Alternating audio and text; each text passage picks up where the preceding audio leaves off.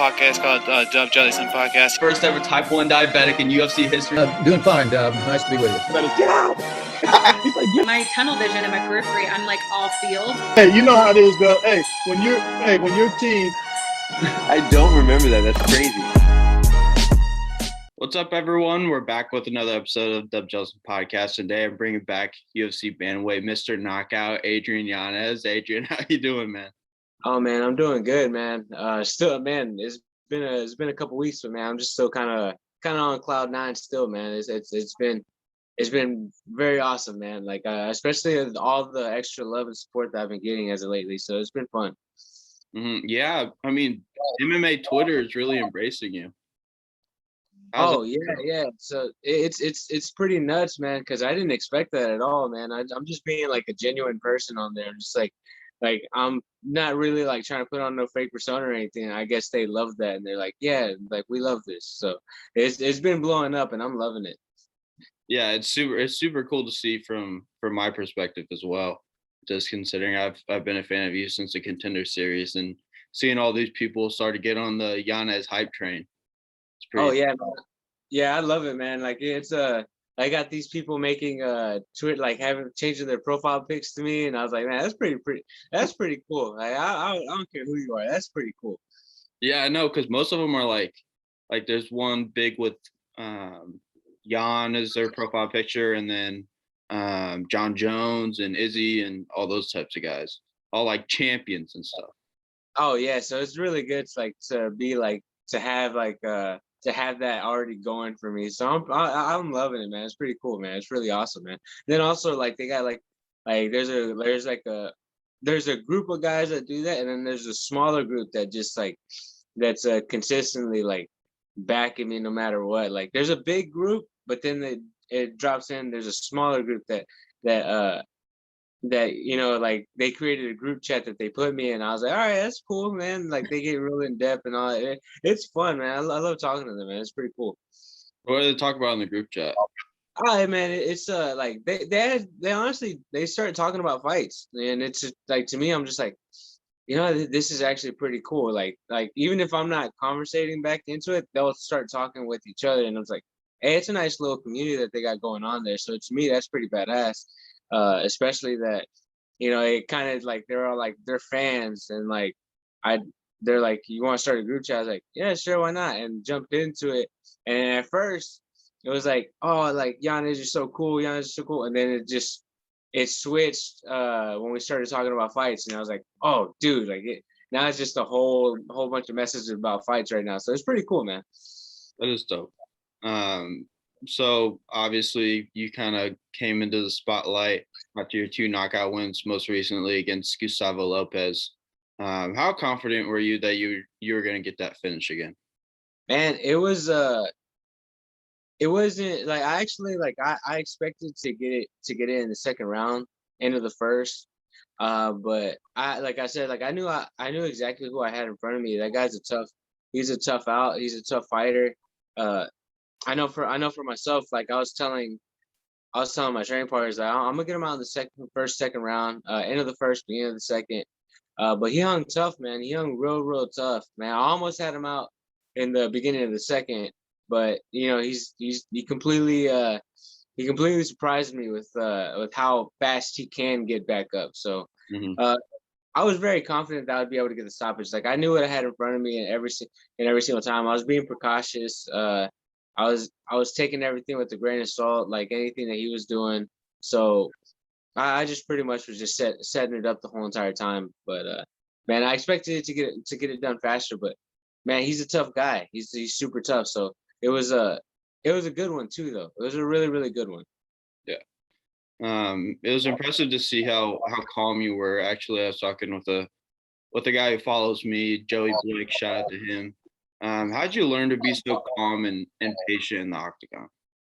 Man, honestly, it was it's one of those things that I just kind of just like all my nerves were completely gone. Like I was walking in there and just like I was like catching myself, like putting myself like in the backstage. I caught myself trying to put on this little bit of a fake like like trying to be angry or trying to be mad and all that stuff. But you know, every single time, like I've been walking out as of lately, like well, my last, like for my debut and then for this one, for my last fight, I've just been like going in there happy. Like it's a happy moment for me. Like I'm living my dream. I'm going out there performing in front of the world. So it's been less about the fact of like of like me like putting it out there being like, dude, millions of people are watching right now. They're watching the fight. If you lose, you're gonna be so embarrassed and all that stuff. I'm like, yeah, all that stuff kind of runs a bit through your mind, but for me, I was just like, dude, I'm out there doing what I love to do. Like it changed my mentality of being like being scared to being like, oh fuck yeah, this is what I get to do this.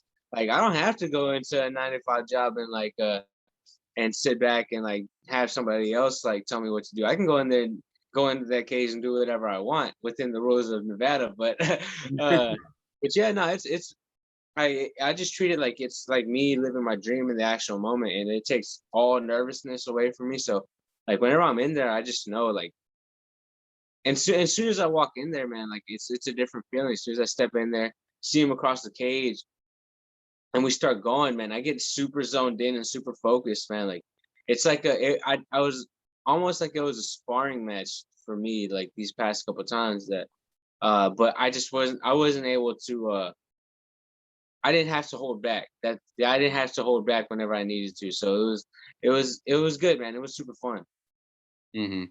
And then is there a certain like training method or a certain fight that you learned not to just shoot straight in for the kill?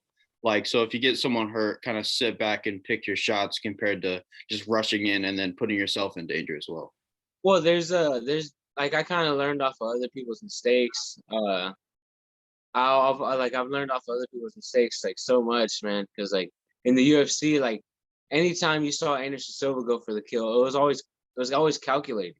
It was always calculated, man. And like you remember, like whenever you watch someone like Chris Lieben fight, Chris Lieben would be rocked almost on the way out. And then next you know, the guy goes in for the kill and gets knocked out. So like you see that way too often where a guy goes in and like, dude, like that Pat Barry versus Czech Congo. Like there's a lot of examples you can go back and see where the guy went nuts and ended up getting knocked out or gassed and then like getting beat up for the rest of the round.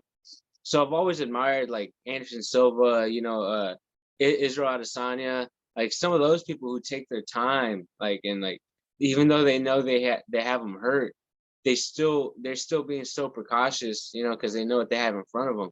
And for me, I always admired that, and just to see that being able to do that is actually pretty cool because like that's something that I admire at and like marveled at, that they'd be so calm walking you down and then knock you out, that like it just made it look so easy. So that's what I want to replicate, and I've always like I wanted to do that. And also it's always in the back of my mind that, hey, I need to calm down because man, a hurt animal will always fight back. So that's why it's always best to like kind of just pick them apart the whole entire. So to do, I love picking people apart. Mm-hmm. I mean, certainly, like one of the most important mental things to have in the octagon. You've kind of mastered it so far. I know a lot of people have fun with comparing you to Jorge Masvidal and how you guys look alike, but that's like the main difference between you guys. Like he's all out from the beginning, and then it kind of fades towards the ends of the fights. And then you're just it's like all the way through. It doesn't matter what round, like you're gonna get him at some point. Oh yeah, man. That's like the mentality I like to have too, man. I work super hard during training, like especially this training camp, man. Like I've had since November to like really train for this. So I knew in the back of my head that like I don't have to worry about my cardio or anything. I don't have to worry about my power diminishing at any point. I just had to go out there and just fight. Like I just had to be smart about it. And if I was gonna be smart, I knew I was gonna get him out of there.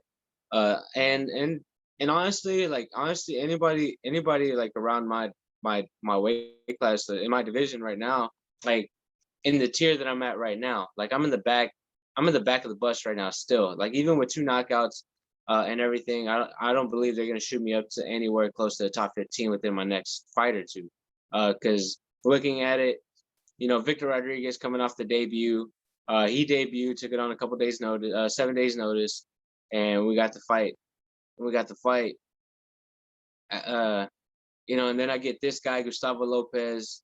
You know, we're both at the back of the bus. You know, we're both in the beginning of our careers. So anybody like in the back, like pretty much in the back end, like I know I'm doing this too 10 out of 10 times. I believe in my skills that much. And if you give me from like the time that I knew about from whenever I signed that Gustavo fight to how long it took to actually get to the fight, I know it's going as easy as that every single time. Like especially these guys at where I'm at right now. So to me, man, it's like it was all confidence of in my training and everything. You know, these guys, like, man, because I've had since November to think about Gustavo. So that's another thing too. Like I had only one person to think about, so I knew I was gonna get him out of there. So that's what made it easier for me. Hey, so when we were watching the fights, me and my boys, they kept complaining about how he was always smiling. Did you notice that? Man, I noticed it, and I know 24/7. Hey, I noticed that since he was fighting in Combates, he's a smiler. He likes to smile at people, but that's also one of those things that like it's annoying to people, like where it's like it's almost like he's baiting you to come in. So like, you know, it like I knew it was some type of mental thing. He likes to smile and all that stuff. It's cool, but I think that's more him hyping himself up. Because for me, I had my training partner bugging me with it. Like there's and because he would go over the top with it a little bit, and he would over exaggerate the movement and just make me do like the come the fuck on, man. Like, hey, stop this.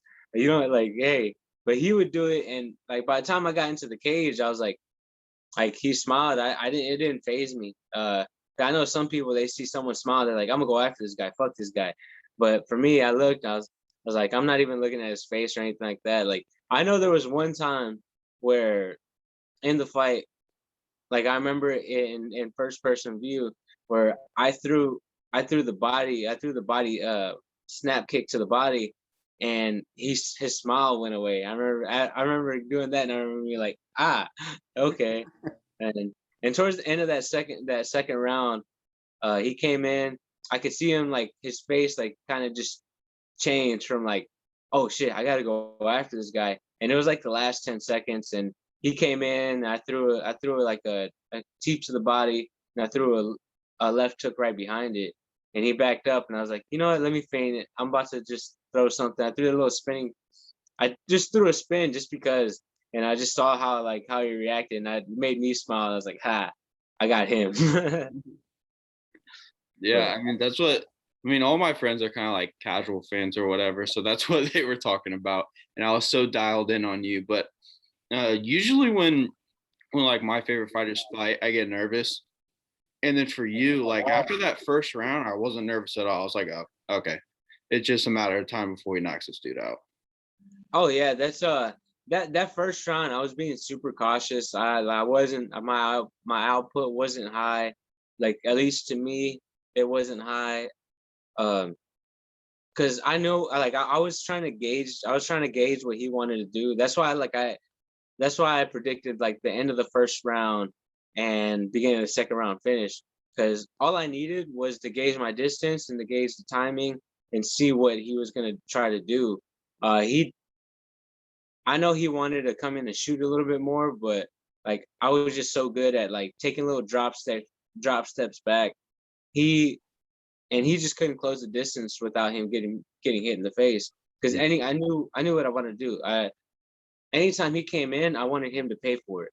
Especially me being the taller guy in that fight. I wanted to make him pay for it every single time.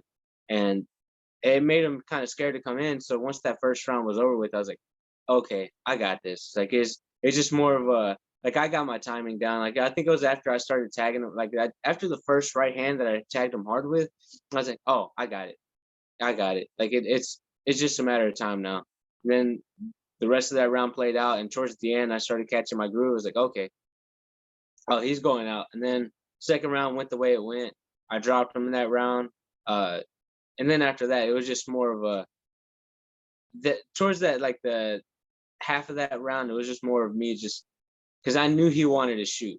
I was just waiting for his moment to actually go out there and shoot, because his corner was calling for it the whole entire time to shoot more, shoot more.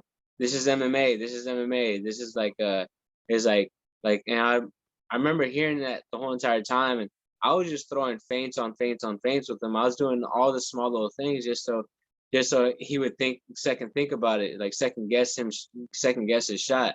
So as soon as that third round came around, like I already knew he's like, he has to go for broke. So I know there's gonna be a big opening, and it happened to be within the first 30 seconds of that round. So it was pretty cool. Mm-hmm. And I mean, people know you for your striking, but you're also really good on the ground with grappling. So when do you think that you're gonna have to use that? Because if you look kind of a little bit past you, closer to the guys that are in the top 15, a lot of them are grapplers. Oh yeah, man. I don't plan on using it until I absolutely need to. I love standing up. I love knocking people out. But man, I do love grappling. I do love the wrestling. I do love jiu-jitsu. That was my first martial arts, was jiu-jitsu. So to me, I can't wait to show it off. But I do love knocking people out, and I do love striking. So it's almost, I got that Roy Nelson effect right now. Like he started knocking people out, and he got way too happy with it. And I just had it my whole entire career. I started off with jiu-jitsu. I'm really good at jiu-jitsu, but I just love knocking people out. That's like my favorite thing, especially like I haven't seen too many people get the performance of the night bonuses submitting people. So to me, it's like knockouts is where it's at. You knock somebody out pretty nasty, you get the bonus. So to me, knocking people out, it will always be better. Mm-hmm. Fair enough. So we kind of talked about this when I hit you up this last time about fighting at UFC 262 in Houston. Does it look like you're going to be able to fight on that card, or what's going on? Man, it's crazy, cause like I kind of knew the situation going in. The situation like so like with like the UFC, what the UFC has been doing as of late. They've been booking fights like way out in advance.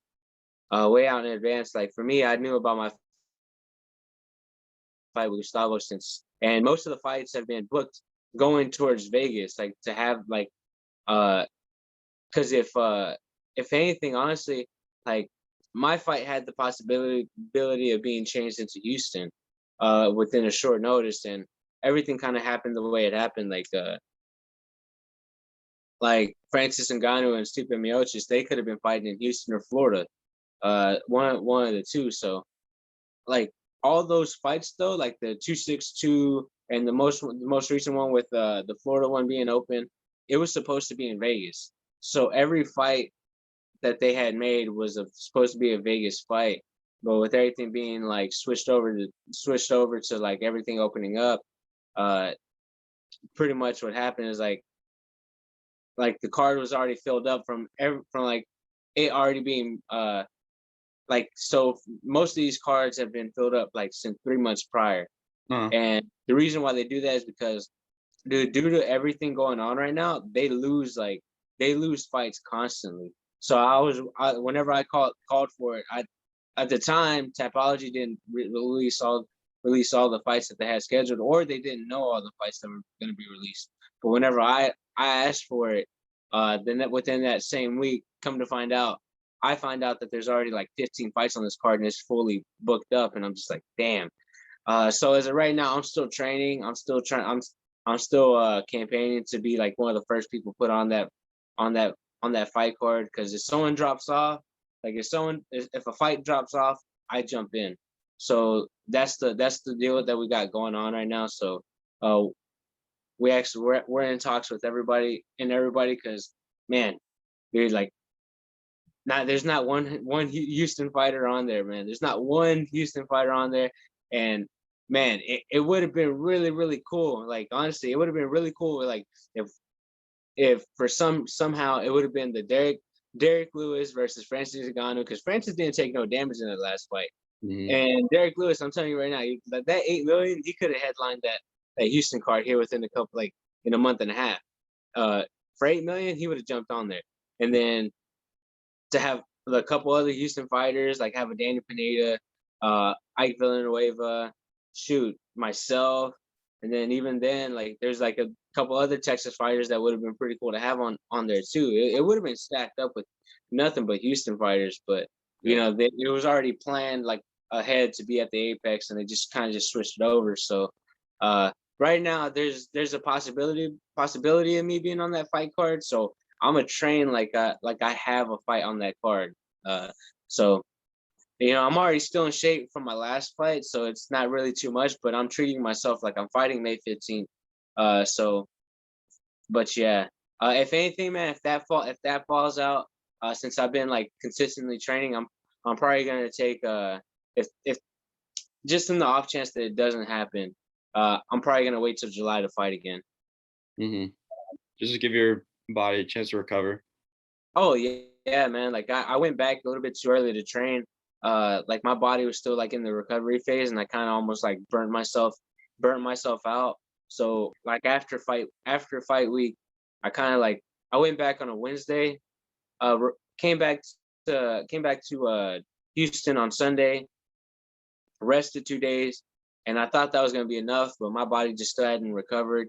Like it felt like crap. And then so the next week came around, started training slowly, trying to like make my routine again. So now it's in full throttle now.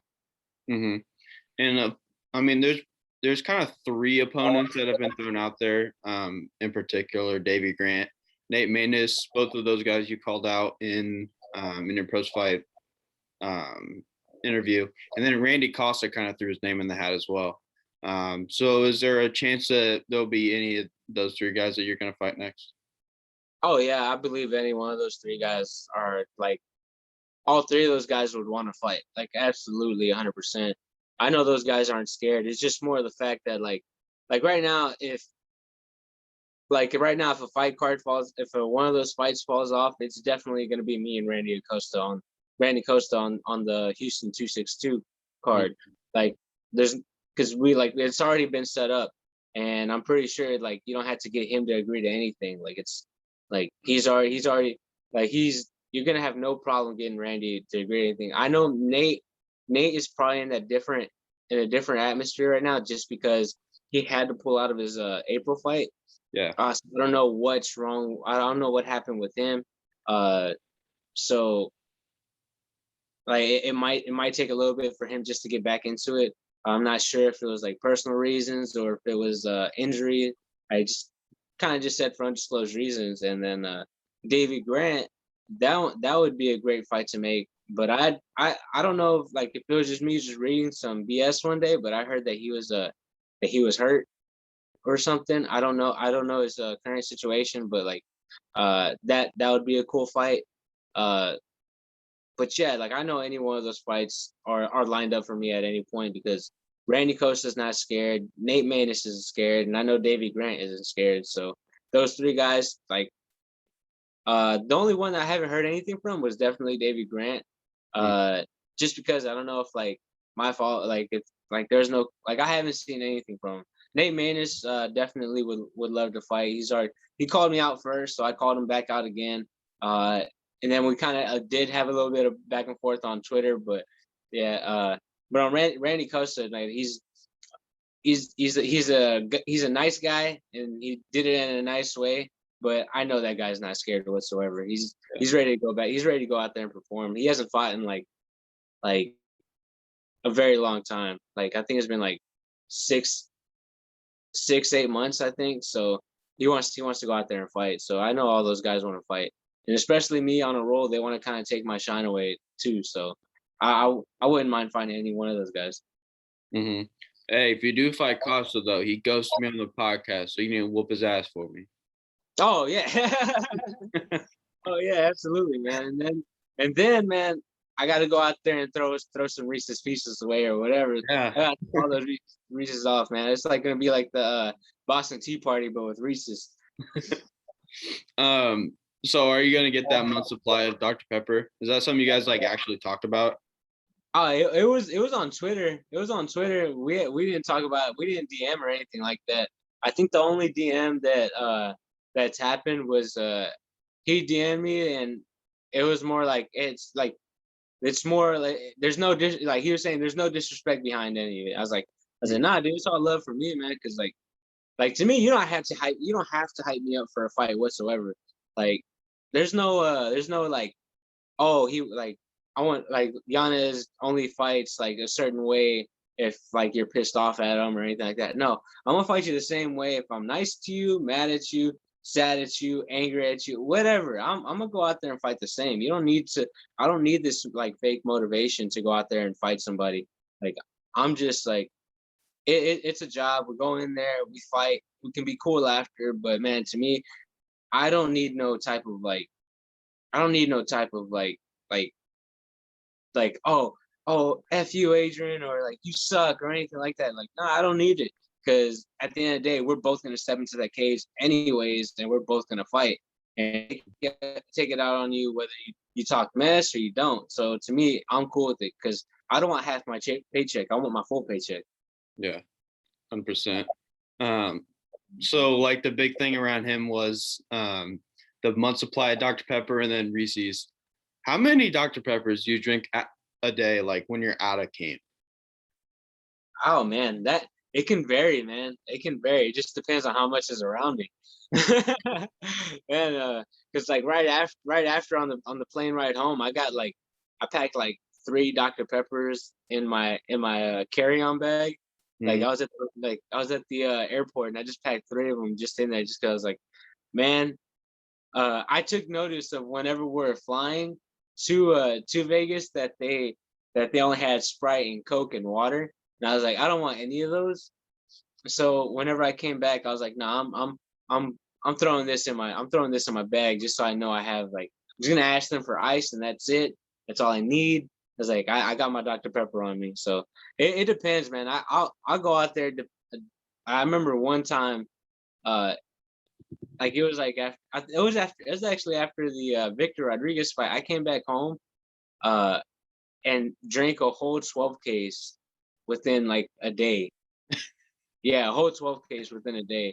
And oh yeah, I might have felt crappy like the next couple of days after, but man, I'll go out there. I'm like I'll do it. Like I'll drink a whole 2-liter by myself as well, man. So I love Dr. Pepper, but it's one of those things that I know it's like a reward system for me. So after a fight, it's like, yeah, I go binge worthy on it. Mm-hmm. Yeah, I'm kind of in the same boat, but for Diet Mountain Dew, I drink them like all day, every day. And I don't have to get ready for fights, so. Oh yeah, watch myself. I'm telling you right now, if I didn't have fighting, it would be like Dr. Pepper all over the room. Like I'd have it stacked up like everywhere.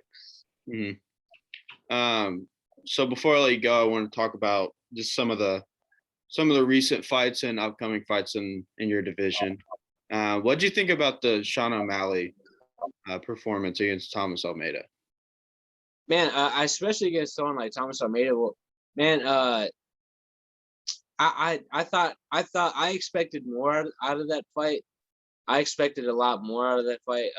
Thomas Almeida hung tough, but man, he was out the cage for about 3 or 4 years. It was like he had a long hiatus, and it was almost like a warm up fight for Sean. I think I know what Sean's trying to do. I think he's like he comes back after a loss, so he gets an easier fight that isn't easy. Like this, like he took on Eddie Wineland after being gone for a little bit, and you know Eddie Wineland is a really big name.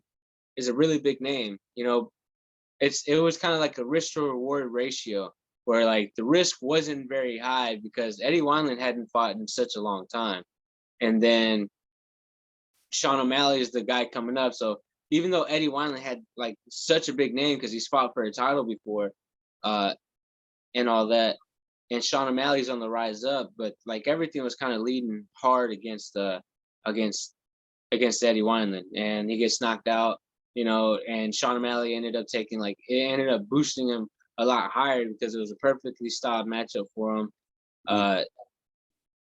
it was set up for him to kind of like knock it out the park. And then he gets Chito Vera, loses that fight, has to come back against someone like he's not gonna get the toughest fight next. But he ends up getting another guy who's been on the shelf for like about a couple years. Comes back in, he fights the guy was I think he was on a couple fight losing streak if I remember.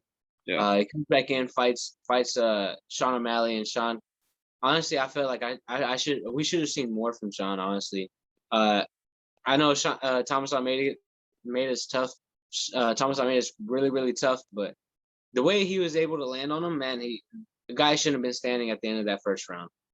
So I honestly, I'd probably like a 7 out of I'll probably give him like a 7 out of 10, being generous, just because dude's coming off the couch. Like he's been in a hiatus for quite a long time.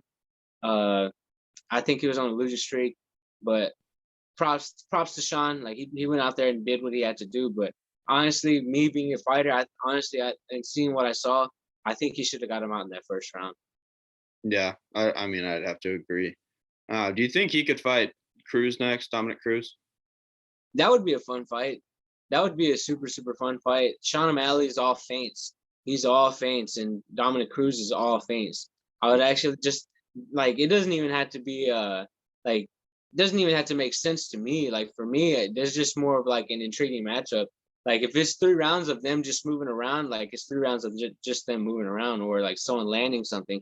To me, that would be a fun fight. I would like to watch it. I think that would be a really good test and matchup, And then also it's another one of those things that's it'll probably see where you'll probably be able to see where Sean O'Malley's at as well. Dominick Cruz, he's still in the top tier of the division, but is he champ worthy? I don't know. You got these top guys like Peter Yan and all that. It's kind of hard to see him take like the it's kind of hard to see that step up, because he fought a very close fight with Casey Kenny. So I don't know. It's a good test for Sean, and it's also a good test for Dominick Cruz, just to be like, all right, cool, like I still got it. So I would like to see that fight. So would I. And then obviously the title bout a few weeks ago or a month ago or however long it was. What'd you make of that whole situation with the illegal knee and Sterling walking around with a belt and all that? I know for myself, like I can understand where he's at. Like I can understand like with him like talking about like how this is a sport, and we should be treated like as other sports and everything. Like I get it. I get it, especially like if you want to make MMA like a sport like football and all that stuff. Like in basketball, you get a technical foul, you get thrown out the game. When like you get suspended, you get fined and everything. But in MMA, you just lose the fight. And especially like in times like I can understand if it was a part of the rule set, like being kneed on the ground, being a grounded opponent and being able to knee, like you plan for that differently. Like especially if it's added in the rule systems, you plan for it differently. Like you see it in ONE FC all the time. Like you're able to throw the knees to the head. Like the fights are a little bit different. Like you don't have these people playing that game, putting their hand on the ground, knee to the ground, and all that stuff. And they're weary that they can still get kneed in the face if it's open. So it's a completely different game. So if it would have been in the system, I don't think Aljamain would have took that knee to the face, or it would have been a TKO victory for Peter Yan. But since it's illegal, and it's not in the rule set.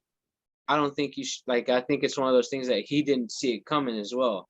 He's not expecting it to come, and he gets kneed in the face, and ends up like I know a lot of people are like, oh, he's acting and all that stuff, but you're not in his position. You didn't take that knee from Peter Yan. I know a lot of people were comparing. I saw someone compare it to Francis Ngannou knocking out Stipe Miocic, and I'm like, bro. I was like, hey, look, like there's different types of hits. It's like you can get hit and still be shook, and still be shook for the longest time. Like it can take you like about 8 minutes to actually like feel like you're like coming back to. But then there's also the ones that just put you out and you wake back up and you're fine.